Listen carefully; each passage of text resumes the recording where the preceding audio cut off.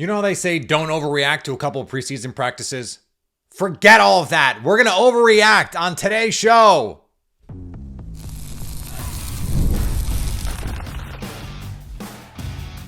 You are Locked On Packers, your daily Green Bay Packers podcast. Part of the Locked On Podcast Network, your team every day.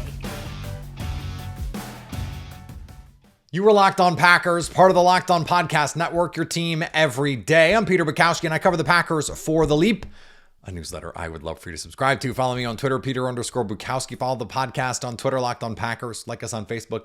Subscribe to the podcast to iTunes, Spotify, Google Podcasts, wherever you find podcasts, you'll find Locked On Packers, the #1 Packers podcast on the internet, and the show for fans who know what happened. They want to know why and how. Thanks to everyone who makes Locked On Packers their first listen every day. We hope you like starting your day with us as much as we like starting our day with you. Today's episode brought to you by our friends at Game Time. Download the Game Time app, create an account, and use code LOCKEDONNFL for $20 off your first purchase. Okay, we're not going to seriously overreact, but what I want to do is overreact and then decide how much of an overreaction we actually think it is. Because maybe it turns out we're not overreacting, or that there is actually reasons to believe in the overreaction. Let's start with overreaction number one. Matthew Golden is going to start for this team. He started the very first team drills. Wes Hoskowitz noted they came out in 12 personnel. It was Romeo Doubs and it was Matthew Golden. Matt LaFleur talked about, hey, could Matthew Golden play the Jaden Reed role? Some of the schemed up stuff, the pre-snap motion, the gadget stuff. Matt LaFleur said, yeah, theoretically. Maybe. Okay. That's a good start. And so far, we're not hearing about, oh, Dontavian Wicks looks like a different guy this year. Oh, Romeo Doubs has really taken a step forward. Oh, every play has gone to Jaden Reed. No. Now Tucker Kraft seeing a lot of targets. This is not a crazy overreaction. Now, to just declare it after 2 practices, of course, it is a crazy overreaction. But it's not at all inconceivable. Which is another way of saying, a more convoluted way of saying, it is entirely conceivable that we get to week 1 and he is your starter on the outside. Now, first time they're in 11 personnel, guess who? It's Wicks, it's Doubs, it's Reed. So there's going to be an adjustment process here for sure. But if you told me by the end of training camp that the most impressive boundary receiver on this team was Matthew Golden, it wouldn't even be shocking. It wouldn't even be surprising to me. So yes, after 2 days, it is an overreaction, but it's not at all crazy to think that that is a potential outcome in all of this.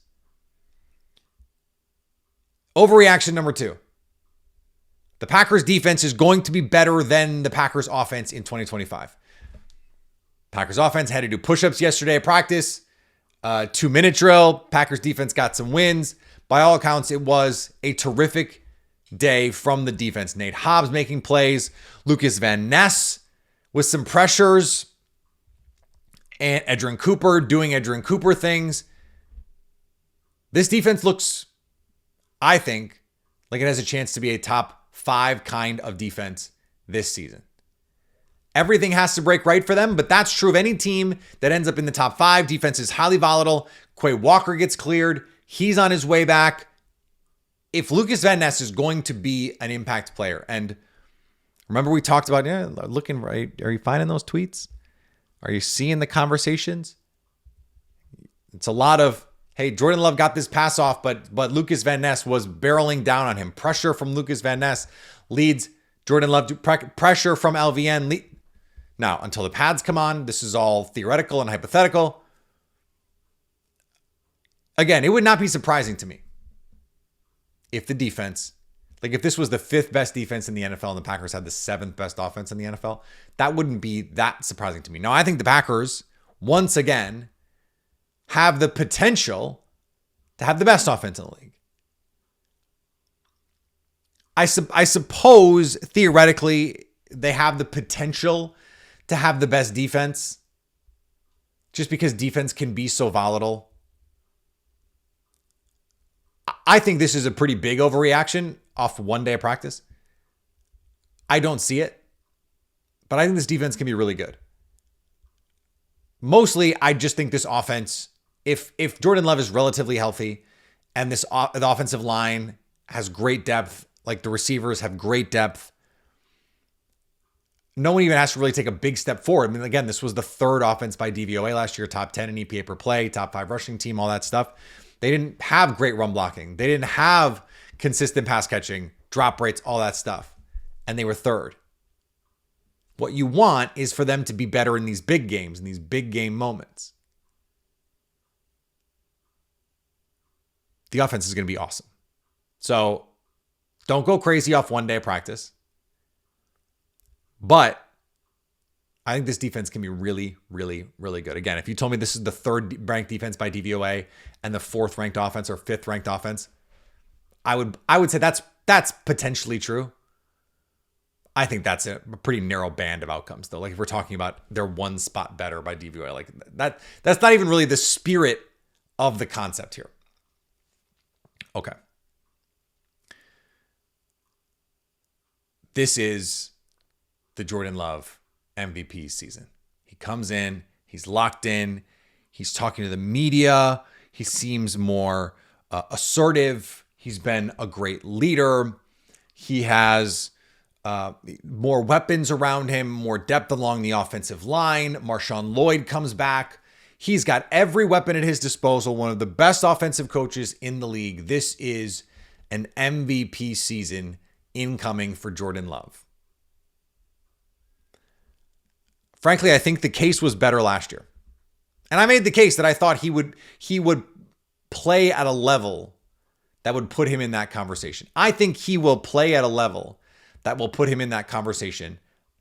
The problem for the Packers, frankly, is they will have to have the season the Lions had last year, where they just get lucky a couple times. You know, they're a 12 or 13 win team by quality. They get lucky a couple times and they win 14 or 15 games. That has to be for Jordan Love to get considered, just because Lamar Jackson still exists. I think Patrick Mahomes is going to have a bounce back season. Josh Allen still exists. And Jaden Daniels still exists. There's just a lot of quarterbacks out there that those teams, the Ravens are going to be really good. The Bills are going to be really good. The Chiefs are going to be really good. The Commanders are going to be solid.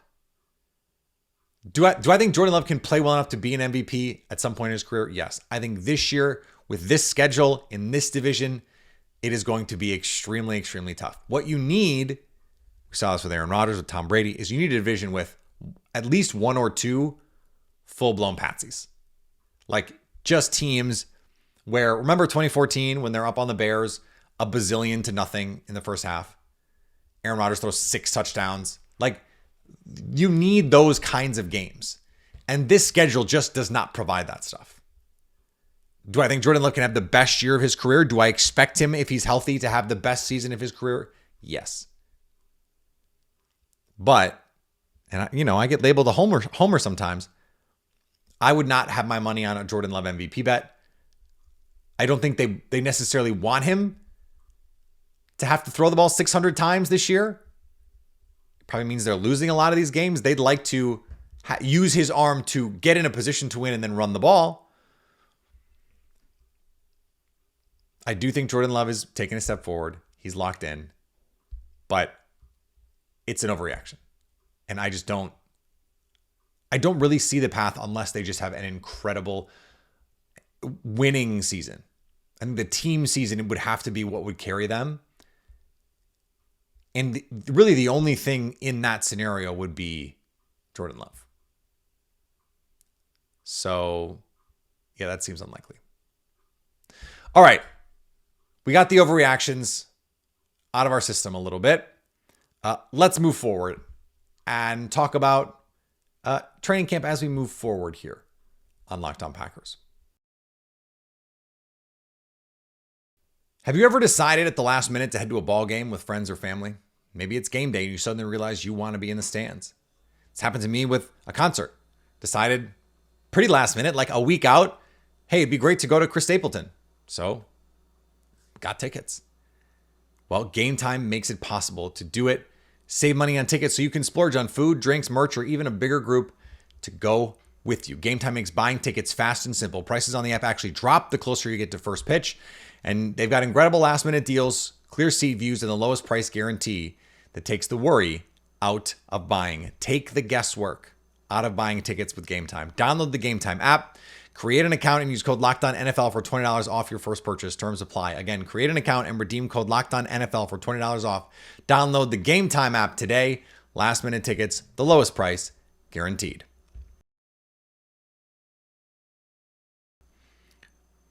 We could have gone forever on the overreactions.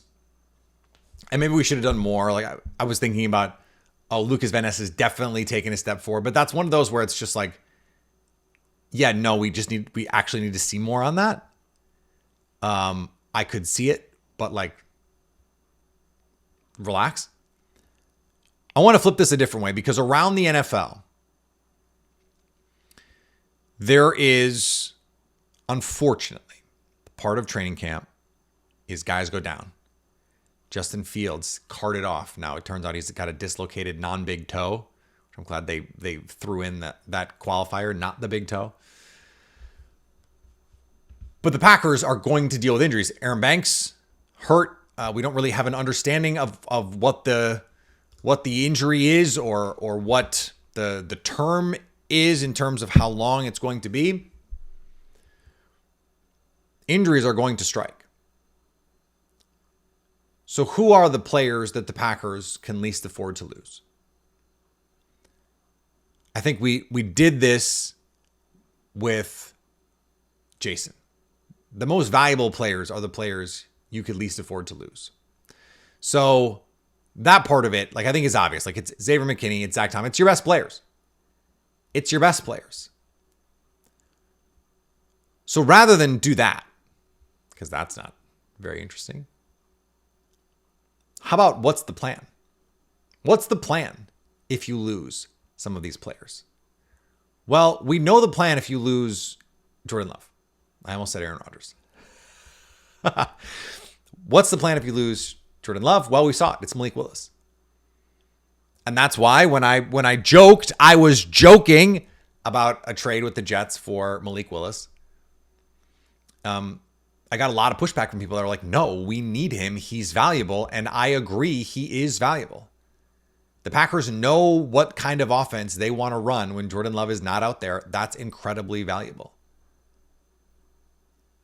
We just kind of take Jason's list, Zach Tom. Well, we kind of know.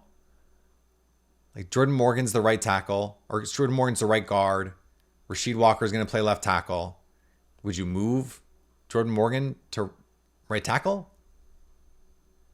I kind of think you would. If you're going to give him the chance to train at left tackle and right guard, and so he's at least used to playing on the right side. I think if Zach Tom gets hurt, it makes all the sense in the world to, regardless of where unless Jordan Morgan wins the left tackle job, to play Jordan Morgan in Zach Tom's spot. You can put Sean Ryan, right in there at right guard. No harm, no foul. Aaron Banks was the reason I kind of thought of this bit because he got hurt. And again, we don't really know what the situation is. And they put in Travis Glover and I went, oh, that's interesting. Rather than say, moving Sean Ryan over, because Sean Ryan has to play center, Jordan Morgan has to play guard, they have to bring in a backup. Okay, so what happens if Elton Jenkins is actually there? If Jordan Morgan wins that right guard job, well, we know Sean Ryan moves to left guard. I think.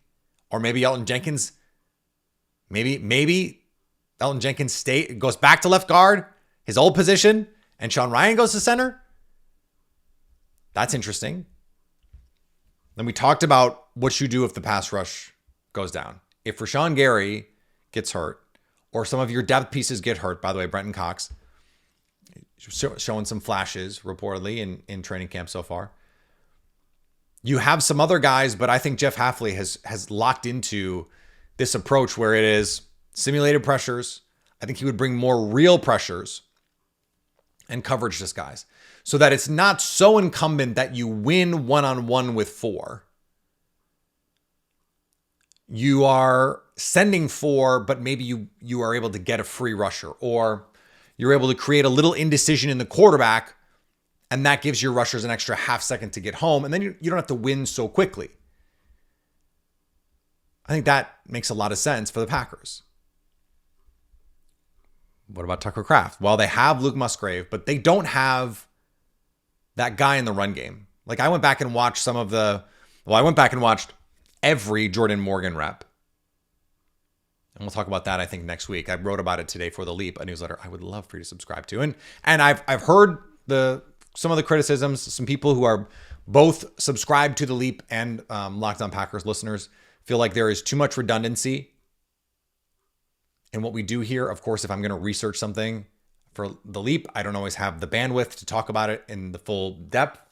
So I do on Locked On Packers, but I want to try and space them out. So it's going to go on The Leap first. We will try and wait here to talk about it, assuming it's not breaking news.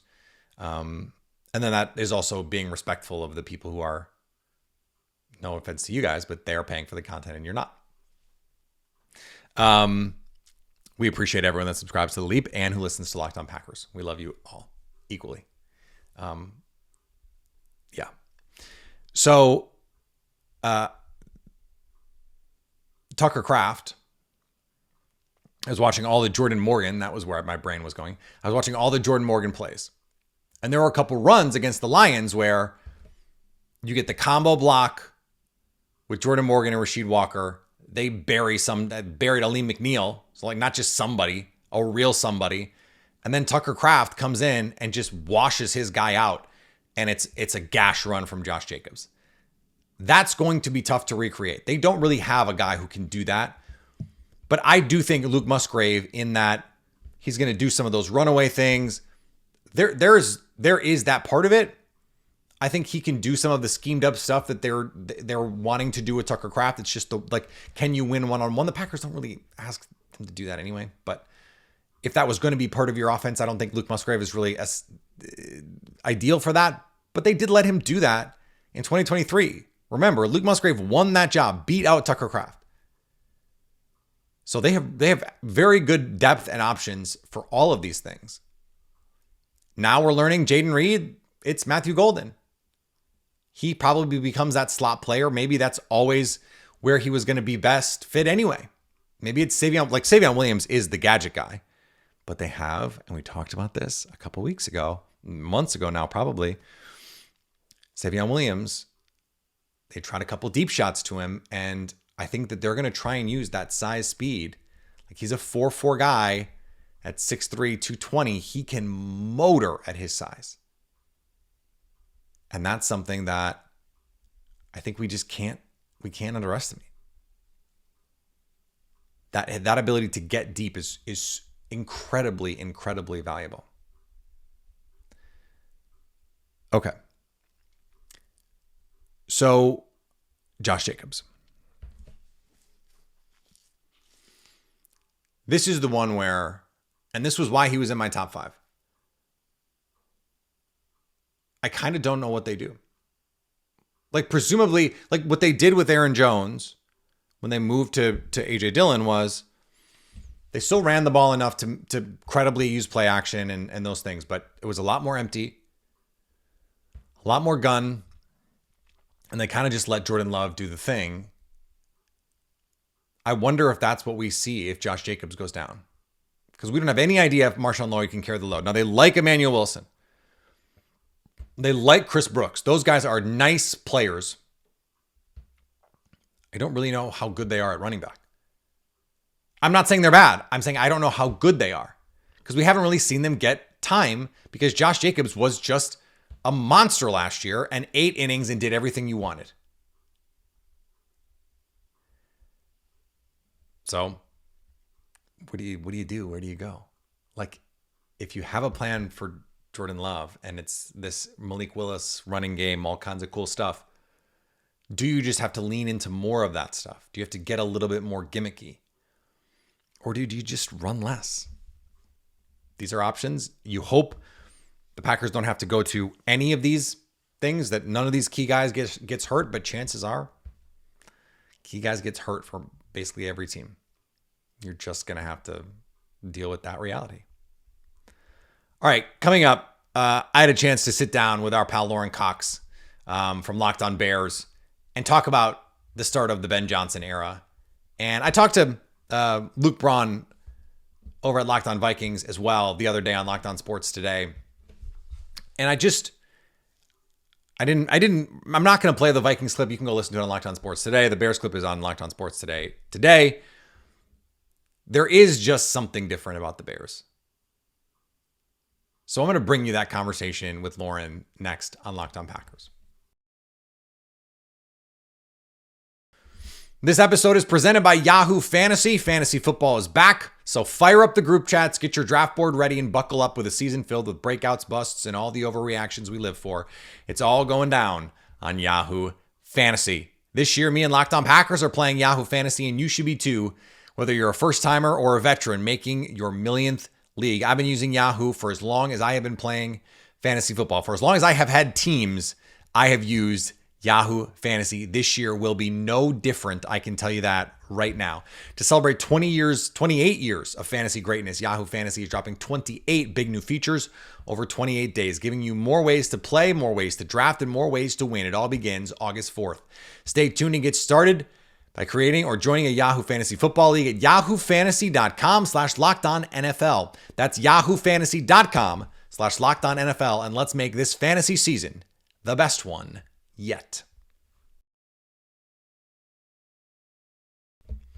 The Locked On NFL Top 100 is here, voted on by the NFL's hosts of the Locked On Podcast Network. Our Top 100 was formed by experts that cover these teams and players every day. Find the full list on Locked On Sports Today on YouTube or wherever you get your podcast. Plus, you can go back and listen to my reaction to the ridiculous voting on our Locked On Packers show the other day.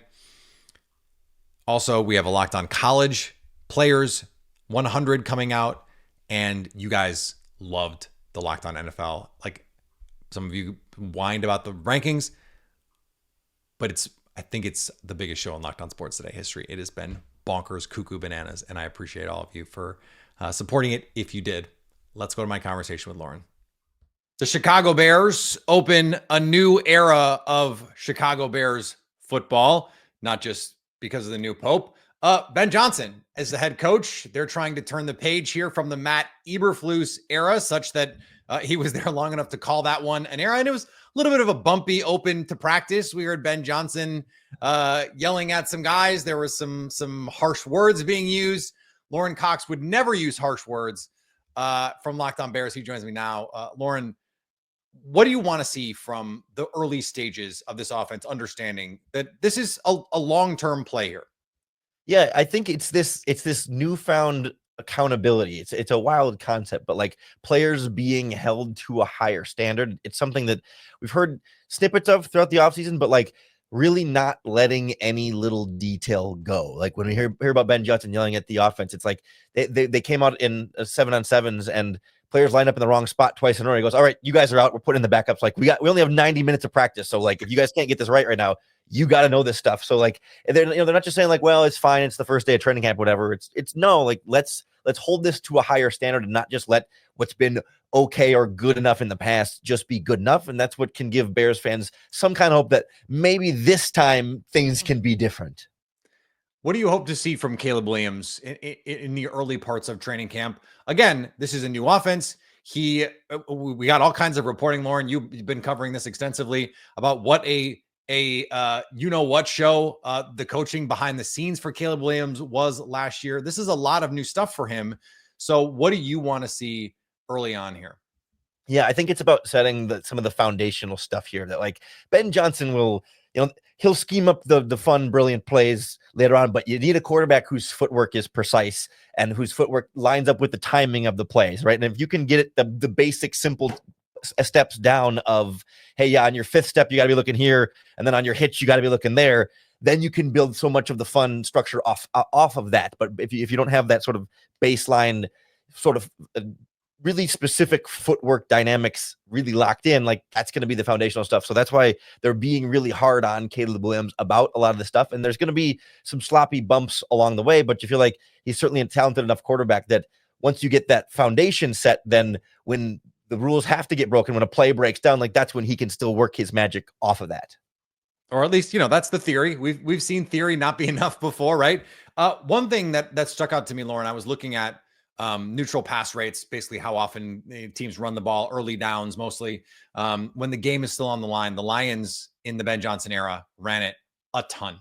And I do wonder if maybe we're over indexing on the Colston Loveland pick, the Luther Burden pick, the excitement we have for Roma Dunze as a prospect, thinking that this is going to be some like Ben Johnson, they're going to call the flea flicker play every play kind of offense, when the Lions were a grind it out, we're going to go 12 plays and we might run it 10 on a drive if it's working kind of offense too.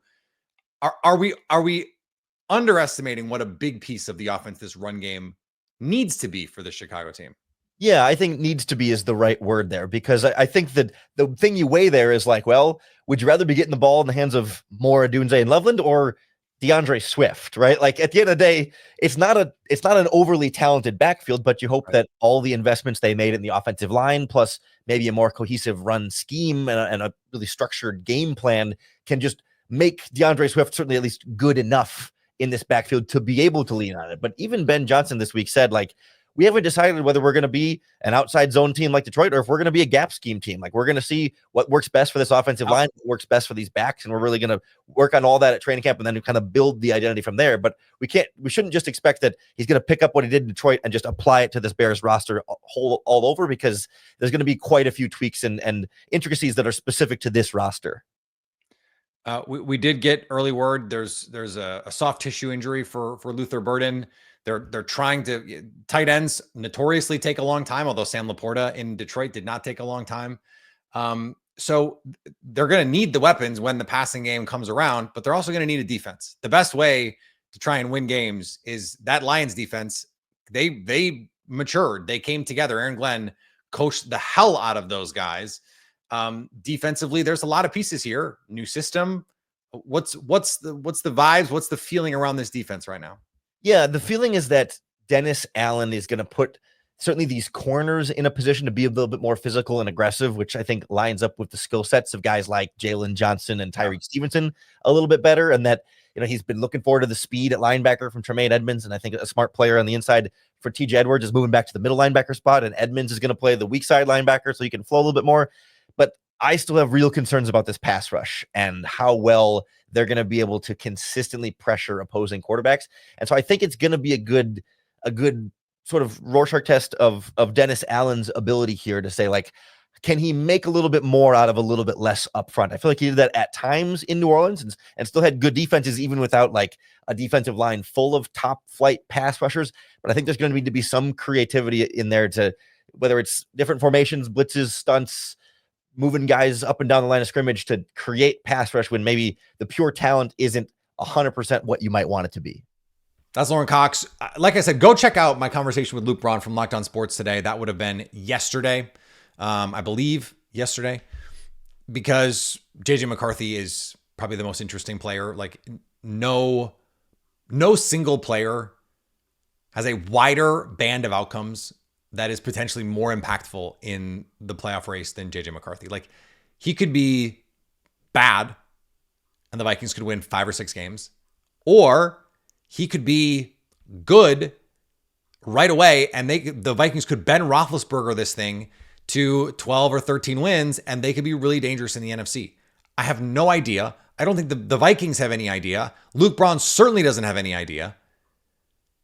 And so it was really fun to talk to him. So go check out Locked On Sports today for that conversation with Luke. And of course, we're going to be doing crossovers and all the normal stuff that we do over the course of the season. But I just thought I'd start here. I do want to talk about the Lions next week. Man, we got a lot. We got a lot here going on. We're having fun. We're having fun here on Locked On Packers. All right, follow me on the social medias. Follow the podcast on the social medias. Follow it wherever you get podcasts. Subscribe to the podcast. Leave a rating. Leave a review. Subscribe over on our YouTube page so you can stay locked on Packers.